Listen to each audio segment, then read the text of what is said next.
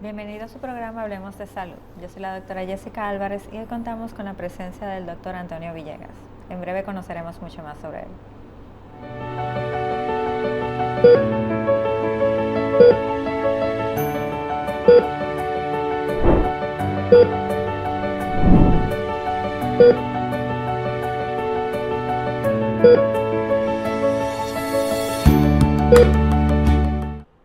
¿Te has detenido a evaluar el tipo de diálogo que tienes contigo? Mi nombre es Cristal Santana, psicóloga clínica, y en estos 5 minutos de salud mental te invito a revisar tu diálogo interno.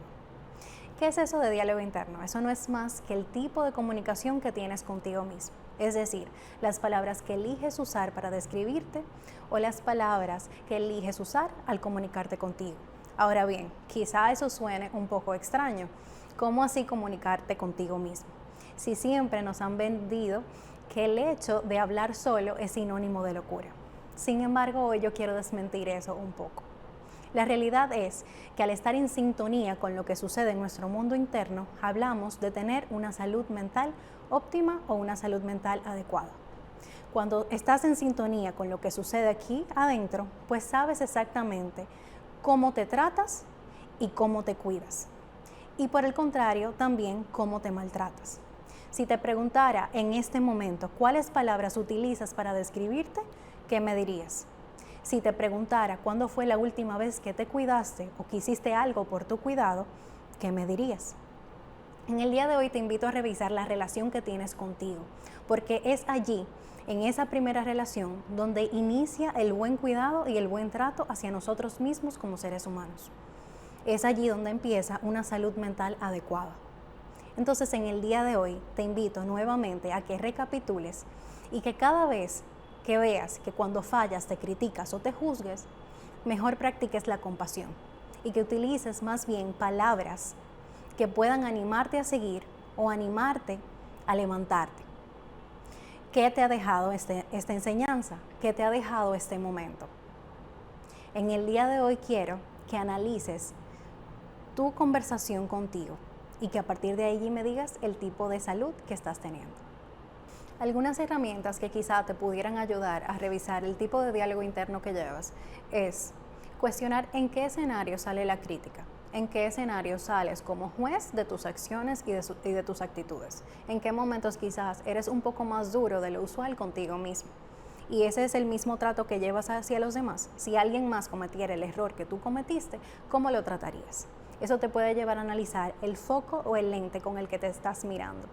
Y también te podría llevar a responder la pregunta de si verdaderamente estás siendo justo o justa contigo mismo. Otra herramienta útil que te puede llevar a revisar tu diálogo interno es quizás ver en qué momento sientes admiración por ti, en qué momento se te hace fácil practicar la compasión y en qué momento se te hace fácil celebrarte. ¿Cuáles son los escenarios donde no cuestionas por un segundo los logros que estás teniendo? ¿Y cuál es el nivel de exigencia que estás teniendo entonces sobre ti? Otra herramienta útil para analizar tu diálogo interno es ver en una libreta, anotar todas aquellas críticas que salen y todos aquellos elogios que salen. ¿Cuáles son las palabras que están en torno a tu diálogo? ¿Qué compone tu contenido de palabras hacia ti? Ahí tenemos un banco de palabras a las que siempre recurrimos y quiero que te fijes cuáles son las que sueles elegir con más frecuencias. Por último, quizá una recomendación útil sería ver cuáles son esas palabras que repites. ¿Cuáles son realmente los ojos que te están juzgando? Esas palabras son las palabras que solía decir mamá, un tío, un primo o quizás algo que aprendiste en el colegio. ¿De dónde aprendiste a juzgarte como lo haces o a hablar como lo haces? A veces no estamos siendo nuestros propios jueces, sino que más bien nos estamos dejando influenciar por la opinión de los demás. ¿Estás siendo realmente tú tu crítico o tu voz de crítica tiene el sonido o el timbre de voz de alguien más? Si revisamos tu diálogo interno, ¿verdaderamente eres tú el narrador ¿O realmente es alguien más el que está escribiendo y dictando lo que pasa con tu historia? En el día de hoy te he dejado con 3 herramientas importantes que te pudieran llevar a cuestionar y a indagar sobre tu diálogo interno. Por último, te quiero dejar con esta pregunta. ¿Cuáles son las verdaderas palabras que te describen? Y si esto te cuesta, apóyate en tu entorno. Apóyate en aquellos que son tus amigos, tus aliados, tus facilitadores en el camino. ¿Qué dirían ellos de ti? Y si no les crees, recuerda pedirles evidencias para que tu diálogo tenga otras palabras que añadir a dicho banco.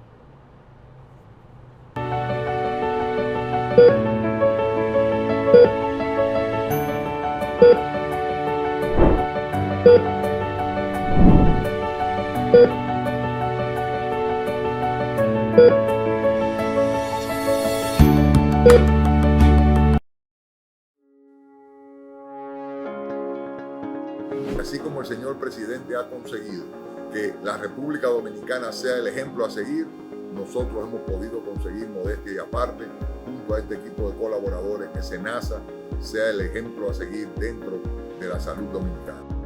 Es gratificante que el INDOCAL sea quien le entregue la certificación de la norma antisoborno, y qué mejor con una institución que ha demostrado el gran resultado que ha impulsado esta gestión.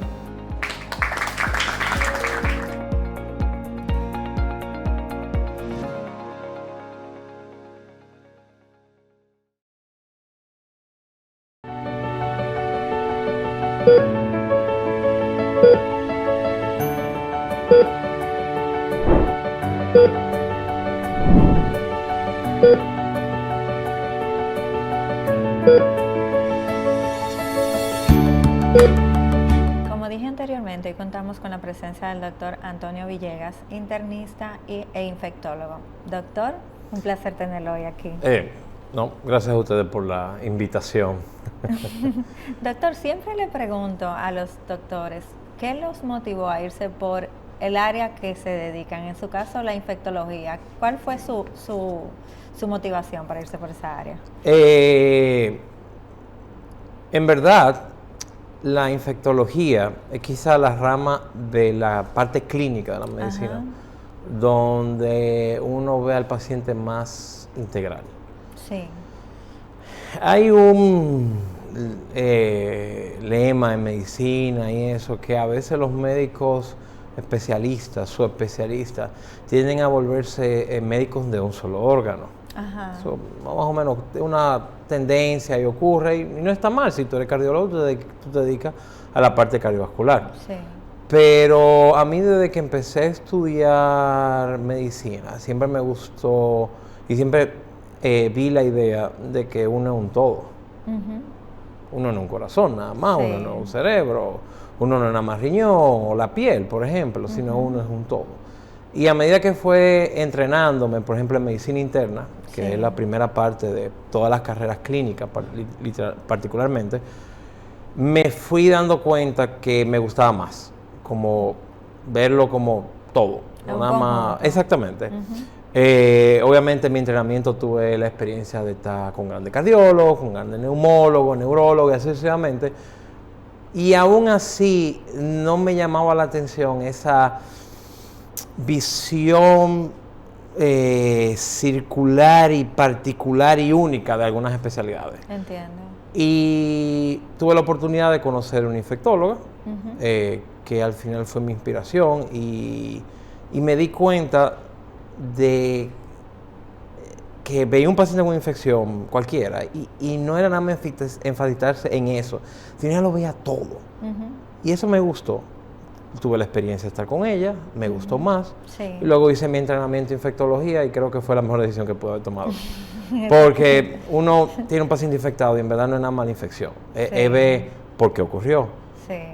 Hubo otra cosa aparte de no infectología que llevó a eso. Los antibióticos. No es nada más poner antibióticos y olvidarse de eso. Es ver que no interaccionen con otros medicamentos, que no causen efectos adversos, que si el paciente tiene condiciones de base, que lo que uno está tratando no agrave la condición de base, por ejemplo. Sí. Entonces, esa visión integral del paciente, en verdad fue lo que me gustó.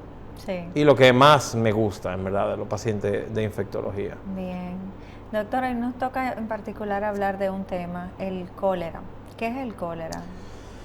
El cólera Sí. es una infección bacteriana. Se podría decir centenaria, aunque algunos estudios hablan de milenaria. O sea, estamos hablando de una infección, una enfermedad antigua de la humanidad, Sí. que se caracteriza principalmente por una diarrea masiva y explosiva, por así decirlo, Sí. el cual es causante de múltiples pandemias. Ahora mismo estamos cursando con la 7ª pandemia de cólera. En el país tenemos casos de Sí, cólera. sí, claro. Sí. Desafortunadamente tenemos Sí. casos de cólera. Sí. Entonces, es una infección que las complicaciones de la misma y la mortalidad o las muertes que ocurren por el cólera es por la deshidratación rápida y masiva que causa la diarrea. Entiendo. ¿Y cuál bacteria es la que causa el cólera? El cólera es producido por una bacteria que se llama Vibrio cholerae. Ok. Recordando que los nombres médicos, científicos de la bacteria están en latín, o sea, por Sí, eso es sí. Vibrio cholerae, que se le llama a la bacteria. Sí. ¿Y cómo se produce? O sea, ¿cómo se contagia una persona de cólera? El cólera, todas las pandemias de cólera, vamos a globalizarlo un poquito más. La mayoría de las enfermedades gastrointestinales o la mayoría de las enfermedades diarreicas agudas tienen siempre el mismo factor desencadenante en común, que es el tema de la higiene. La higiene. Es la clave. El cólera es una enfermedad que es transmitida cuando hay ingesta de alimentos o agua contaminada. Entiendo. Entonces se podría decir que el cólera está asociado con mala higiene de alimentos y agua y pobre sanidad. Entiendo.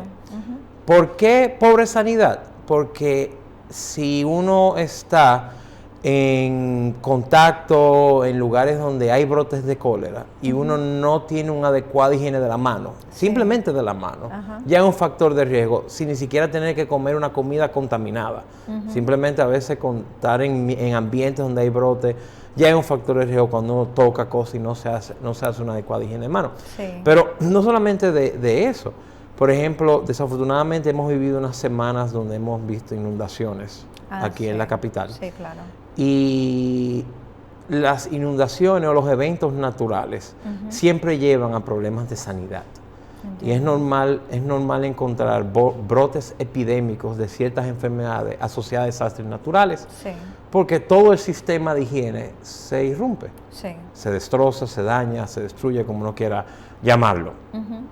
Por ejemplo, cuando uno tiene estas inundaciones, uno tiene más exposición a agua contaminada de las cañadas, de las tuberías, de las cloacas que se inundan, salen y al final contaminan hogares, restaurantes, tiendas, clínicas, todo lo contaminan. Y por ejemplo, eso es un problema. No solamente eso, cuando uno tiene eventos naturales, de desastre natural, una de las cosas que uno siempre trata como superviviente o sobreviviente de conseguir esa agua. Y cuando hay eventos naturales, por ejemplo inundación, las aguas potables se contaminan. Pues, problema de sanidad. Y obviamente la higiene, no cabe destacar que desafortunadamente por más que uno quiera comer en lugares fuera, en el exterior, sea fuera de su casa, sea por placer o por necesidad, uno no sabe la higiene que está tomando la persona que se está preparando los alimentos. Sí. Pero independientemente de la sanidad que una persona tenga en su casa, si el agua está contaminada y la utiliza en el agua, ya tiene un problema real. Claro que sí. ¿Cómo podemos combatir este problema desde la casa? Bueno, uno de los métodos es que, por ejemplo, la mayoría de las casas ahora mismo, ya después de las inundaciones, ya el agua potable se ha ido retornando de la calle. Obviamente el agua potable que viene de la calle, que uno utiliza para lavar y todo eso, ya viene más o menos tratada. Pero, por ejemplo, ¿qué medidas uno puede tomar? Bueno, cuando uno va a lavar vegetales, por ejemplo, utilizar agua hervida o agua de botellón, eso es importante. Obviamente no tomar de esa agua directamente, si uno va a tomar agua que sea preferiblemente una agua embotellada, y si no tiene acceso por temas económicos, de acceso. Bueno, lo que uno tiene que hacer es tratar el agua que uno utiliza, sea recolectándola en poncheras, en sartenes, en ollas grandes, en cubetas, hirviéndolas. Dependiendo de la cantidad, 1 a 2 gotas de cloro se puede utilizar en caso de que uno no tenga acceso a agua embotellada. Y desafortunadamente uno se tiene que bañar con eso, pero al final del día no tragar el agua con la que uno se baña. Eso iba a decir, y el cepillado de los dientes, porque es muy raro que una persona busque agua del botellón para cepillarse los dientes. Sí, con el tema del cepillado de los dientes sí se recomienda, y esas son recomendaciones viejas, que en las semanas después de eventos naturales, se trate, por ejemplo, el cepillado de dientes con agua o hervida o agua de botellón. Obviamente, uno dice semanas en lo que el sistema gubernamental restablece el agua segura, hace las pruebas necesarias y todo eso. ¿Y cómo la población se da cuenta cuando el agua ya está segura? Generalmente el gobierno da una alerta de ya puede ser utilizada. Sí, se supone. Eso es un trabajo gubernamental de los diferentes encargados epidemiológicos, el cual, por ejemplo, ¿qué debe hacer? Cuando hay un brote o hay un caso identificado de cólera, lo que se hace y lo que yo sé que hacen es que primero identifican el nexo epidemiológico. ¿Qué quiero decir? ¿Dónde esa persona pudo haber contraído esta enfermedad infecciosa? Entiendo. ¿Fue evidentemente de alimentos o fue del agua de la casa? Ellos lo que hacen es que empiezan a buscar el nexo epidemiológico probando el agua de la casa, o sea, estudiándola, el agua del vecindario, en caso de que a veces es muy difícil determinar si fue de una comida en particular. Y obviamente ahí va trabajando aparte de eso. Pero sé que, por ejemplo, con los casos, bueno, el único caso que hasta el último boletín epidemiológico se había descrito de cólera, ellos determinaron que en verdad era un caso que había venido de Haití para acá. O sea que eso es una ventaja en el sentido de que nosotros aún no tenemos un brote local de cólera, sino que fue exportado. El único problema es que obviamente esa persona puede ser el primer foco de un gran brote, o el paciente cero. Como el italiano del COVID. Exactamente. Entonces, pero afortunadamente esa persona fue aislada, ya ha pasado casi 3 semanas de ese caso y no se han reportado más casos. O sea que evidentemente el control epidemiológico que hubo fue el adecuado. Y eso demuestra que a pesar de que nuestro vecino país está viviendo una crisis en todos los niveles, que siempre todas las crisis sociales, económicas, civiles, de armas, siempre se van a asociar con brotes de enfermedades. Afortunadamente esto demuestra que aún nosotros no volvemos a tener epidemia de cólera, porque es importante recordar que en el 2010, cuando empezó la epidemia de cólera en Haití, nosotros en los próximos 3-4 años nosotros tuvimos epidemia de cólera aquí, pero el gobierno afortunadamente supo controlarlo. Supo manejarla. Sí, en ese momento, eso es verdad. Doctor, ¿y cuáles son los síntomas iniciales que puede tener una persona que esté infectada de cólera? Lo típico es una diarrea masiva, así mismo, y es lo típico, explosiva. O sea que de un momento a otro tú empiezas a tener algún malestar general y en poco tiempo empiezas a tener diarrea masiva en grandes cantidades, en cantidades que uno mismo no se la podría imaginar. Y usualmente se acompaña de una diarrea con unas características particulares, que por la gran cantidad de diarrea y la razón por la cual ocurre la diarrea, el color de la diarrea es como el agua de arroz. Y en verdad sí es, que es como un color como blanquecino, turbio, más o menos. Entonces, esa es la característica física de la diarrea. Y la cantidad, una cantidad masiva, de inicio rápido, que no mejora usualmente en las primeras horas y de ese color. En algunos casos se acompaña de náuseas y vómitos, lo cual es un problema, porque cuando uno tiene diarrea, ¿cuál es el primer tratamiento? La hidratación. Exactamente. Entonces, ese es el gran problema. Usualmente no se acompaña de fiebre, no es que tú vienes como a veces como otras enfermedades diarreicas, que tú vienes con 2 o 3 días previos como malestar general, unos molestias en el estómago, a veces febrícula o fiebre baja, pero no, el cólera es así, como diarrea explosiva y masiva rápida, que en ocasiones se acompaña de náuseas y vómitos. Y cuando ya viene esta diarrea, ¿cómo llega el paciente? O sea, ¿cómo es diagnosticado el paciente para saber que tenemos cólera? El cólera es un diagnóstico de la parte clínico. O sea, yo no necesito como médico hacerte prueba para iniciar el tratamiento. ¿Por qué? Porque lo básico del tratamiento del cólera es la hidratación. Sí. El cólera no necesita antibiótico en la mayoría de los casos. El mismo cuerpo empieza a defenderse. Pero en lo que tú te defiendes, tú estás teniendo diarrea masiva, te deshidrata y te puede complicar. Entonces, la parte médica es clínico, o sea, paciente fulana de tal, que de un momento no empieza diarrea masiva, que ha ido más de 10 veces en una hora al baño, en grandes cantidades y así sucesivamente. Sí. La parte del diagnóstico como tal es para beneficio epidemiológico, para que las autoridades puedan identificar el caso y puedan hacer la investigación apropiada. Sí. Pero uno como médico es simplemente la clínica. ¿Cómo llega el paciente? ¿Qué te dice el paciente y qué tú ves con el paciente? Para iniciar el tratamiento inmediatamente. Sí. Y para esta deshidratación, ¿el paciente hay que dejarlo interno o el tratamiento se le da en la casa? ¿Y qué se utiliza? Eso depende de la severidad de la deshidratación y obviamente algunas características del paciente. Por ejemplo, no es lo mismo que a mí, yo soy joven, que no lo parezca, pero soy joven, que no tengo no sufro de nada, no soy hipertenso, no soy diabético, no tengo cáncer, no tengo nada, que me dé cólera, a una persona de 65 años que sea diabético hipertenso, que le dé cólera. Entiendo. Entonces, ese es el primer factor. ¿Qué paciente que tú tienes al frente? Luego, ¿qué tan deshidratado está? Sí. Y ahí viene el examen físico y la evaluación inicial del médico. La mayoría de los pacientes simplemente se quedan en áreas especiales de emergencia, usualmente primeras 12, 24 horas. Ya si el paciente presenta complicaciones asociadas a la deshidratación, como daño renal, daño cardíaco, daño cerebral, ya obviamente un paciente que va a requerir hospitalización, quizá intensivo y un tratamiento diferente. Entonces, ¿dónde se maneja? Eso depende del paciente. La mayoría de los pacientes van a requerir algún tipo de hospitalización de menos de 12 horas en las unidades especializadas para esto, para la hidratación, porque como es tan masivo y rápido, muchas veces los pacientes no tienen la capacidad de hidratarse de manera oral adecuada. Entonces, va a depender mucho. La mayoría de los pacientes menos de 24 horas permanecen en las unidades especiales, a veces menos de 12 horas, eso depende. Sí. ¿Y qué tipo de medicamentos utilizan para la hidratación en la casa? Bueno, hay algo que es muy famoso, que son los sueros de rehidratación oral.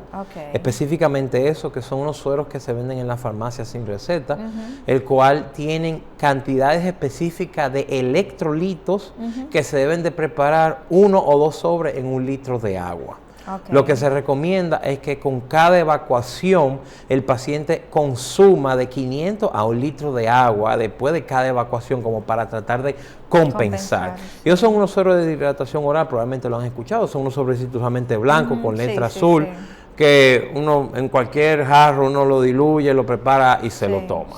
Y esos se venden sin receta médica. ¿Y con esta diarrea dan dolores de estómago tipo cólico o simple y llanamente es una diarrea no manejable? Hay algunos pacientes que no tienen tanto dolores abdominales tipo cólico, algunos sí, eso va a depender mucho, pero lo usual es que no es que tenga ese típico dolor cólico como cuando uno tiene otras enfermedades diarreicas, pero sí tú sientes la gana de ir al baño y eso es algo típico, es que es el típico paciente que está en el inodoro, que se pasa un día entero en el inodoro evacuando, porque ni siquiera le da tiempo a pararse. Entiendo. Entonces, eso va a depender, hay pacientes que sí, hay pacientes que no, es mixto. ¿Y con cuáles otras enfermedades pudiera quizás confundirse un poquito el cólera? Porque suponiendo que tengamos a alguien en casa que tenga unos síntomas iniciales, ¿cómo puede diferenciar de no es una bacteria regular del estómago?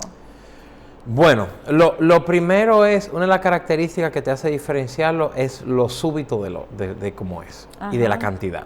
Es muy difícil es prácticamente imposible ver otras enfermedades infecciosas que te den diarrea en esas cantidades y rápido sin tener síntomas antes. Porque, por ejemplo, una causa muy común, la amebiasis intestinal. Es una causa muy común de diarrea en nuestro país y en los países del trópico, por así decirlo.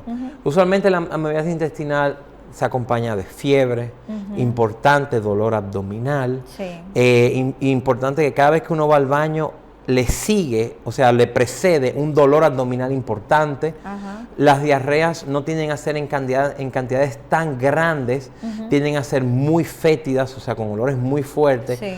El color puede acompañarse de color normal o con sangre, que también es importante. Sí. A diferencia de, como le dije, que el cólera es una diarrea muy acuosa, eso es lo importante. Mientras que la ameba te puede presentar una diarrea semiacuosa con ciertos componentes semisólidos. La diarrea del cólera es totalmente agua, es agua. Y el color típico de agua de arroz es la principal característica. Sí. Y usualmente las enfermedades amebianas te dan episodios de diarrea que usualmente no te hacen ir al médico, 5 o 6 episodios de diarrea al día, fiebre, febrícula, ese malestar general, y usualmente dura varios días. Usualmente el cólera es una enfermedad que el mismo cuerpo puede defenderse y menos de 24 horas ya está empezando a mejorar sola. Sí. Las diarreas por ameba no te duran. Usualmente son pacientes que duran 5 días con diarrea, 7 días con diarrea y fiebre, diarrea, fiebre. El cólera, si tú duras 7 días con diarrea por cólera, muy probablemente, porque hay otra cosa sobreañadida que también puede ocurrir. Sí. Porque al final, desafortunadamente, el cólera se puede acompañar de otras enfermedades infecciosas al mismo tiempo. Sí. ¿Por qué? Porque todas se transmiten de la misma manera. Ingesta de alimentos o agua contaminada y mala higiene o mala sanidad. Entonces, tú tienes ese problema. ¿Cuánto tiempo dura generalmente el cólera o cuántos días? O sea, el tiempo de incubación. El tiempo de incubación y el tiempo en el que el paciente puede tener los síntomas y ya mermar. 5, 7, 10 días. Usualmente ese es el promedio.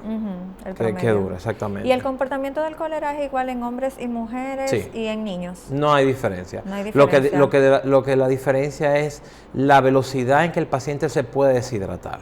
Sí. No es lo mismo que tú tengas un hombre de 80 kilos a una mujer de 60 kilos, de 50 kilos, o de 100 libras, de 110 libras, versus un hombre de 180 libras, o un niño de 2 años de edad que pesa 20, 30 libras. Sí. Obviamente, la velocidad en que va a presentar la deshidratación es lo que varía de sexo. Sí. La enfermedad no varía, o sea, te va a dar igual a ti como te da a mí. Lo que va a variar es qué tan rápido tú y yo nos deshidratamos y nos podemos complicar. Sí, pero eso ya es una condición individual de cada ser humano. Exactamente, Entiendo. exactamente. Doctor, ¿y cuáles cuidados debe tener un paciente durante la enfermedad, mientras la tenga? Lo primero es que si tú estás en la casa, si tienes la fortuna de ser manejado en la casa, debe estar en un área aislada, en el sentido de que sea un inodoro aislado, en el cual todos los insumos para limpieza personal deben ser totalmente aislados. Cualquier persona que le brinde el cuidado debe primero tener una adecuada higiene de las manos, porque yo te estoy cuidando a ti que tú tienes cólera, pero yo tengo que tener cuidado en yo contagiarme de cólera. Entonces, yo tengo que, lo que yo manipule de ti, tengo que mantener una adecuada higiene de mis manos. Obviamente el tema de la hidratación es importante. Entonces es más el aislamiento, y un aislamiento por contacto. Cuando me refiero a un aislamiento de contacto, tener cuidado con las cosas que te estoy cuidando, toco. A diferencia, por ejemplo, el COVID, que uno escucha el famoso aislamiento, un aislamiento respiratorio, que es simplemente mascarilla, mantener una distancia para evitar que mis partículas de la boca te contaminen aquí. Aquí es por contacto. O sea, podemos respirar el mismo aire, podemos estar sin mascarilla en la misma habitación, pero yo tengo que tener cuidado de que si yo toco algo tuyo, que tú tuviste contacto, yo tengo que inmediatamente lavarme la mano antes de hacer otra cosa. Sí. Y con el que está contaminado, ¿cómo cuida al otro? Porque aquí estamos hablando, como yo estoy cuidando algo con alguien con cólera, yo lo cuido. Bueno, pero ¿yo qué puedo hacer para evitar el contagio? ¿Para qué tú debes hacer? Bueno, primero, si tener la facilidad de tener un baño individual. Que eso a veces es un problema en nuestro país. Eso es lo primero. Segundo, es tratar de que cada vez que yo vaya al baño, yo también lavarme las manos. A tener también una adecuada higiene de mis manos.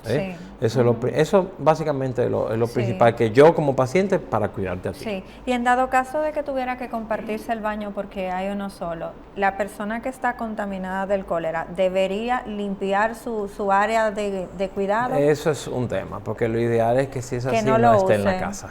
Ok, ya ahí tendría, bueno...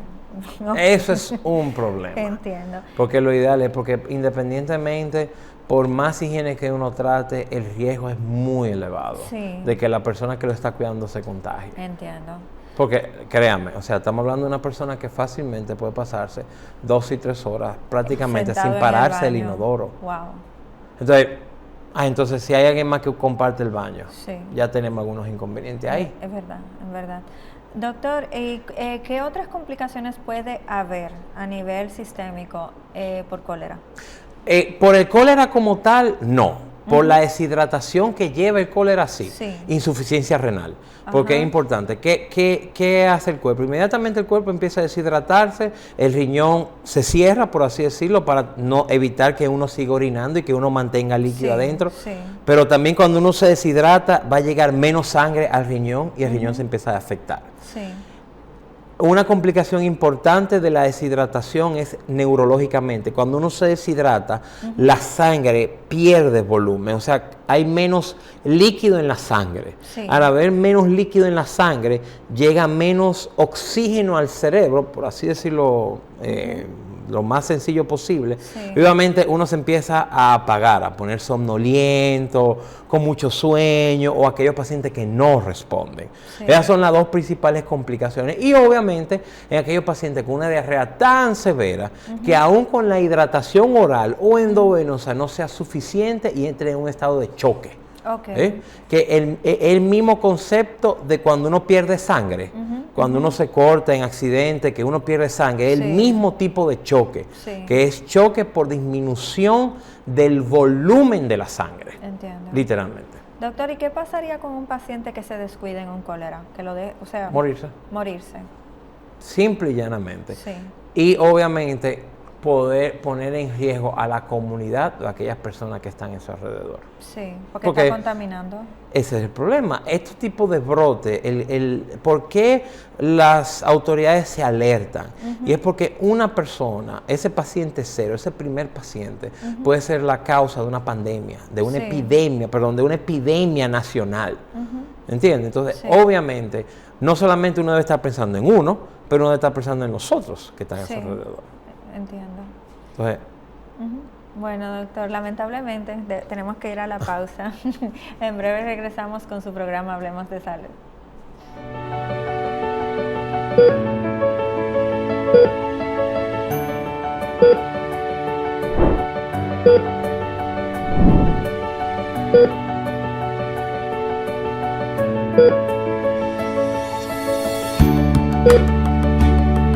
¿Qué es Parquéate Bien? Es un plan piloto que procura generar conciencia a la hora de parquear en las calles del Distrito Nacional. Es muy fácil colaborar parqueándote bien en las vías. Si tu vehículo se encuentra parqueado sobre la X o en la señal de no estacione, el mismo será removido por un agente de la DGCET que recorre las zonas durante el horario de operación. Parquéate bien.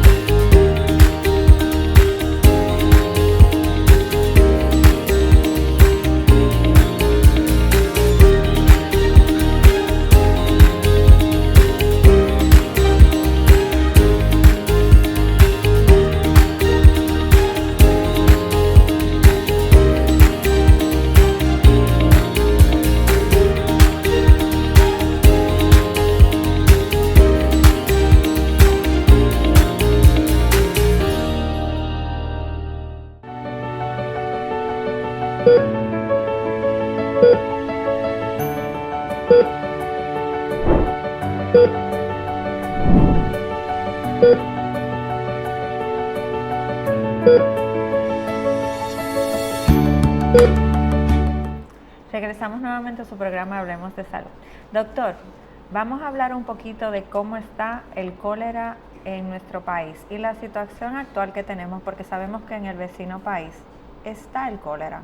¿Cómo podemos nosotros cuidarnos y cuidar a nuestra población para que no haya más contagios? Bueno, yo creo que la respuesta a esto viene con un poquito de historia de cómo llegó el cólera al Caribe, a la Hispaniola. Recordando que el cólera empezó en el 2010 en Haití con la misión de la MINUSTAH de la ONU, de la intervención militar que hubo en Haití después de los eventos sociales que ocurrieron.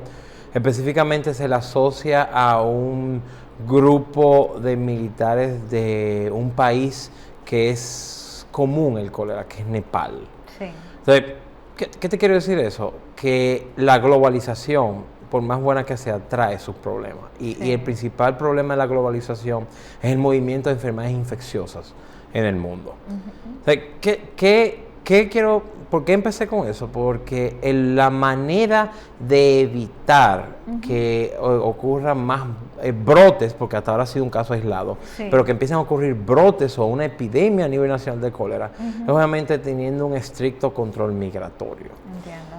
Migratorio tanto en el sentido de la parte ilegal, obviamente nunca debe haber migración ilegal en ningún país del mundo, pero bueno, ocurre. Pero por ejemplo, en la parte donde es más fácil de controlar, que es la parte de la migración legal, es obviamente hacer cuestionamientos epidemiológicos. ¿En qué sentido? Ahora cuando uno viaja a países, ¿qué es una de las cosas que te piden?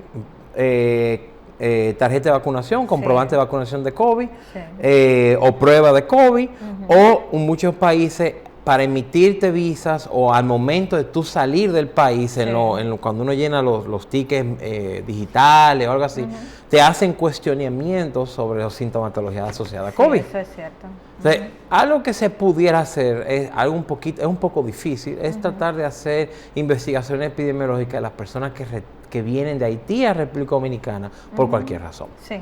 ¿Por qué? Porque si tú identificas a alguien que te dice, sí, yo tengo 2 días con diarrea, es verdad que es muy difícil que sea cólera, pero no hay que jugársela. Sí.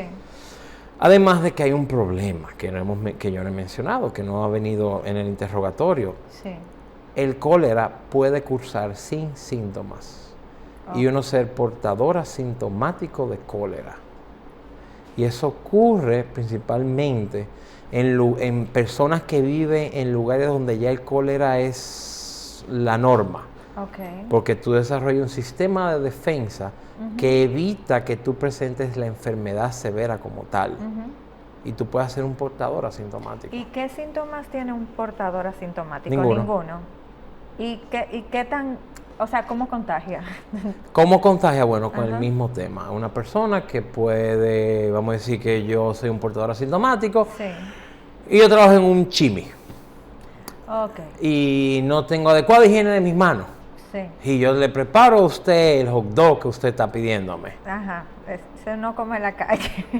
Lo que hemos dicho, el cólera, por ejemplo, cuando hubo la epidemia de cólera, cuando empezó todo, el gran proyecto que hizo Salud Pública en ese momento fue un proyecto de educación sobre adecuada higiene de manos, adecuada higiene de alimentos, de agua y sanidad. Y al final, uno no va a tener control total de la migración, legal e ilegal. Eso es imposible. Ningún país lo ha conseguido, ningún país lo va a conseguir. Pero por lo menos tú puedes hacer que dentro de tu población tú disminuyas el riesgo de transmisión. Adecuada higiene de alimentos, adecuada higiene de manos, adecuada higiene del agua que uno utiliza para preparar alimentos y para los usos del diario. Entonces, uno no va a poder controlar la migración haitiana, desafortunadamente. Y no desafortunadamente, o sea, al final la migración legal siempre es buena, legal.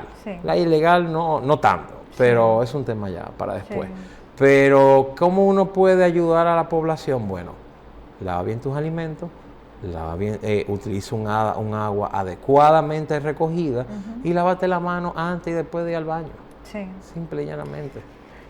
Pero ahora mismito me viene una imagen. Tenemos muchos sectores que están a las orillas del río. Y sabemos que ahí a veces lo que tenemos en vez de baño es letrina, y luego vemos a un niño que se está bañando en ese río o que está lavando los alimentos en ese río. ¿Qué tan alta es la tasa de contaminarnos de cólera debido a este estilo de vida? Extremadamente elevada. Desafortunadamente las letrinas, el no adecuado manejo de las aguas residuales, o sea, de los desechos biológicos de uno, orina, es el gran problema de por qué el cólera estamos en la 7ª pandemia a nivel mundial. Sí. Y el mejor ejemplo que te voy a poner con eso. Sí. ¿Cuáles son los países que viven con cólera o que sufren de cólera? Si tú te fijas, son países del trópico, que desafortunadamente los países del trópico son países con un menos desarrollo económico, cultural, social y de infraestructura de salud. Recordando que cuando uno habla de infraestructura de salud, no es solamente la salud como tal, es el manejo de los desechos y los métodos de prevención. Sí. O sea, nada más viendo el panorama de cuáles son los países que sufren el día a día con cólera, todos tienen la misma característica. Sí. Como decía antes, son países que ya no se dice, pero son países en vía de desarrollo. Sí. La tasa de pacientes contaminados con cóleras en el país al lado es preocupante para nosotros, Sí. ya que tenemos una frontera también que está ahí mismo. Estamos hablando de que hay pueblos que viven mano a mano. Entonces, ¿cómo manejarían estos pueblos que están cerca? ¿Pudieran cuidarse ellos mismos también? Sí. ¿Cómo? Bueno, la tasa de cólera en Haití es preocupante y no debe de preocupar a nosotros. Sí. Totalmente no debe preocupar. Sí. Porque desafortunadamente Haití está viviendo una situación sociopolítico-económica que es devastadora y siempre eso se va a asociar con migración de las personas. Sí. Pero uno no, como le dije antes, uno no puede controlar la migración en su totalidad. Entonces, ¿cómo nosotros como pueblo dominicano debe afrontar esto? Primero, si usted entiende que tiene cólera o algo similar a cólera, busque atención médica, no se quede necesariamente en la casa. Sí. Eso es una. Segundo, trate, por favor, el lavado de manos es algo tan barato, tan asequible, tan fácil de hacer. Lávese la mano. Lávese la mano antes y después de ir al baño con agua y jabón. No es que tú necesites un jabón especial, el jabón de cuava normal es suficiente. Sí. El tema del consumo en la calle es un problema, porque tenemos, desafortunadamente, eso es un área de empleo y económica importante. No solamente por eso, sino que a veces simplemente uno trabaja tanto que uno tiene que trabajar en la calle. Sí. Bueno, eso es algo que va a ser muy difícil de controlar, pero ¿qué deberían de hacer? Bueno, los establecimientos de alimentos deberían, obviamente, tener esa cultura de la higiene. Yo sé que es difícil, difícil, pero uno debería tener esa cultura como establecimiento de comida, de la higiene de las manos, de la higiene de los alimentos. Y obviamente esos son temas que le deben de corresponder a las autoridades de salud en temas de hacer, ellos están más o menos empezando de nuevo las campañas de educación masiva, pero tienen que ser más agresivos. Sí. Porque al final el cólera se controla simplemente con educación sobre higiene y sanidad. Sí. Porque, como tú muy bien, es muy difícil a una población tan importante que vive en cerca de los ríos, donde no hay adecuado manejo de desechos, tú controlarla, porque tú tendrías que migrar a toda esa población a infraestructuras mejores. Ya sabemos lo que ha pasado antes cuando han tratado eso. Sí. Entonces, bueno, por lo menos educar a esta población de cómo evitar, cómo manejar los desechos, cómo manejar los alimentos, cómo manejar el agua, cómo manejar su higiene de las manos. Al final es un tema de educación más que otra cosa. ¿Y existe algún proyecto ahora mismo o una campaña para concientizar a la población dominicana? Yo sé que Salud Pública está trabajando en eso. Está trabajando en campañas de eso. No sé, no le puedo responder a sinceridad, Sí. con toda honestidad, a Sí. qué nivel está, qué tan masiva va a ser. Yo espero que sea tan masiva como fue la vez cuando empezó todo esto en el 2010, Sí. que ellos hicieron un programa masivo que fue excelente de control de cólera y lo Sí. tuvimos. Ojalá lo copien y lo mejoren, pero ahora mismo como tal no le puedo responder en qué están las autoridades Sí, de salud pública. sí. No trabajo con las autoridades de salud pública Sí, en ese sentido, sí, pero sí. sé que ellos están trabajando en Sí. eso. Doctor, una pregunta. Esto ya es como que una curiosidad. No, al ver los casos que tenemos en el vecino país y que en nuestro país solamente tuvimos uno cruzado, porque no fue que él se encontró acá, de cierta forma nosotros ya tenemos una cultura de higienización que se ve en los resultados después del COVID. Sí, puede ser. Eso es importante tomar en cuenta, que una de las cosas, de las grandes ventajas, porque hay que ver lo bueno dentro de lo malo, la grande ventaja del COVID es que le ha enseñado a las personas la importancia de la adecuada higiene de las manos. Sí. Entonces, obviamente eso sí es algo que puede estar siendo una de las causas principales por las cuales apenas hemos tenido un caso hasta el momento. Otra razón, que es una razón que es quizá mucho más fácil de explicar y de pegarle y de darle la respuesta, es que puede que estén ocurriendo casos en comunidades de difícil acceso a salud. Entiendo. Eso es una. O que simplemente las personas no estén buscando atención de salud por estigma. Porque hay que estar claro, el estigma dentro de las enfermedades infecciosas es muy marcado. Entonces, lavado de manos, higiene, sí, por el COVID, sí, pero esto puede estar ocurriendo en poblaciones más marginales, con menos acceso a salud, menos acceso a agua adecuada, y obviamente las personas no pueden no estar buscando atención de salud por miedo al estigma. Y es verdad que la hidratación es importante y es algo que se conoce, pero en muchos casos se puede manejar en la casa, independientemente de eso, pudiera estar explicando. El problema es que habría que estar buscando activamente estos casos, y eso emplearía una cantidad de recursos económicos y humanos que ahora mismo es imposible, buscando activamente casos de cólera. Entonces es muy difícil. Entonces, esas tres razones te podría decir. ¿Y cuáles estigmas podemos encontrar que tenemos en el país con respecto al cólera? O sea, ¿a qué se enfrenta generalmente un paciente que tiene cólera? Rechazo social. ¿Pero por ¿En qué sentido? Bueno, tiene cólera, esa persona tiene cólera, muy fácilmente todo el mundo a su alrededor lo deja solo. Es como si fuera a tener, como antes se reaccionaba con el SIDA. Desafortunadamente, que aún existe el estigma, perdón por la palabra, estúpido, contra el VIH-Sida. Es lo mismo, desafortunadamente las enfermedades con la tuberculosis, el estigma de la tuberculosis, el estigma de la lepra. Aún, o sea, desafortunadamente las enfermedades infecciosas tienen aún ese importante estigma social que ha vivido la historia de la humanidad y que lo seguimos presentando aún. Entonces, obviamente. Doctor, otra pregunta. He visto, y es que casi todas las enfermedades infecciosas se resuelven con el lavado de manos. ¿Por qué? Sigue, te voy a responder. ¿Por qué es importante el lavado de manos, algo tan simple para evitar tanto? Voy a empezar mi respuesta con una pregunta hacia ti. ¿Cuál tú crees que ha sido la intervención o invención médica que más ha impactado en la vida de la humanidad? ¿Lavarse las manos? No, dime tú. En la humanidad, bueno... ¿Tú crees que, por ejemplo, la aspirina ha tenido un impacto? No, yo me voy más para la parte protésica, cuando comenzaron a tratar con implantes ya para regresar piernas y ese tipo de cosas, como que wow. Pero que veo que lavarse las manos es como que tan simple, pero resuelve tanto. Te lo voy a poner así de simple. La primera invención...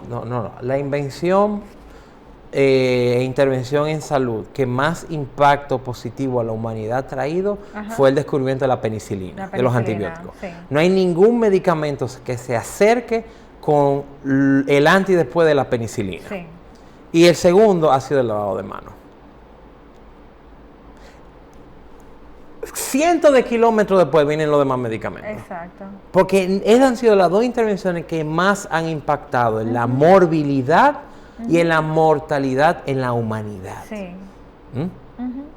Y con eso yo creo que yo te respondo. Pero ¿por qué tiene tanta importancia? ¿Qué tanto yo puedo cargar en mis manos que con un lavado yo salve mi vida literalmente? Que la respuesta sería que tú no cagas en las manos si no te las lavas adecuadamente. Todas las bacterias, la mayoría de las bacterias, la mayoría de los virus, hongos, enfermedades, se cargan en las manos.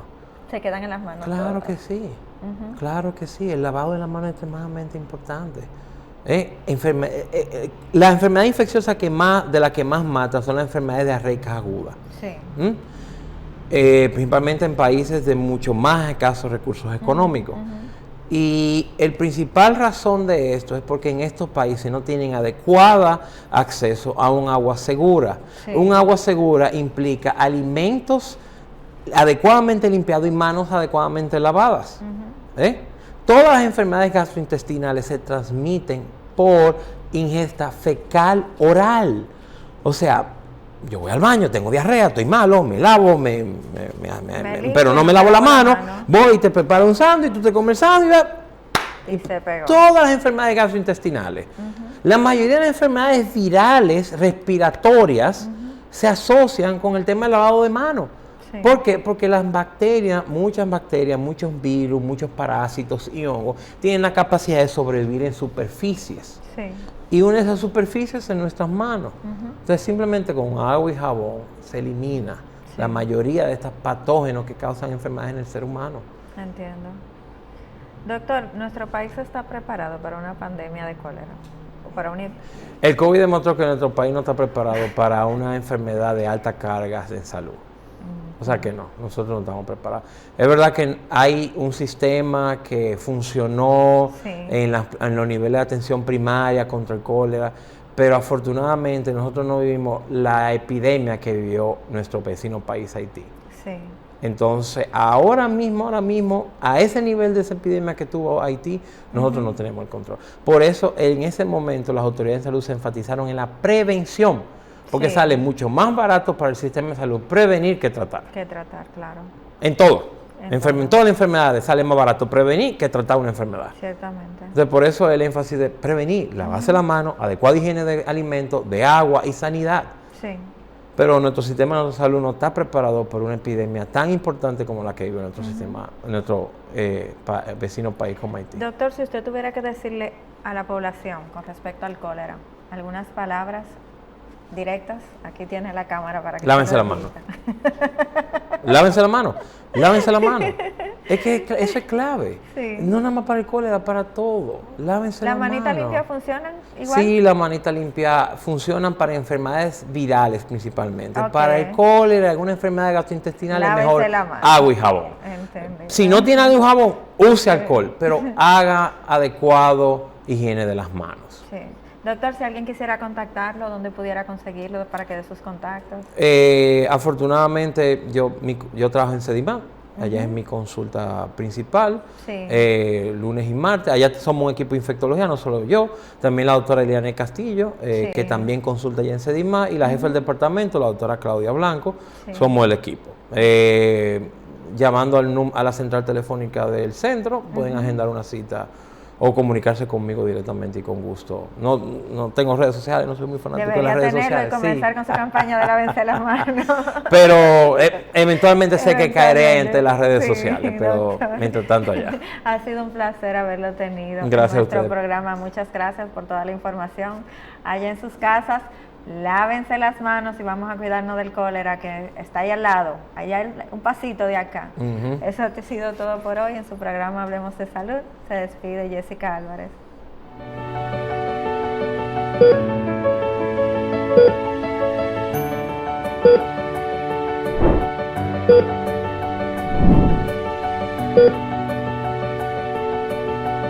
Thank you.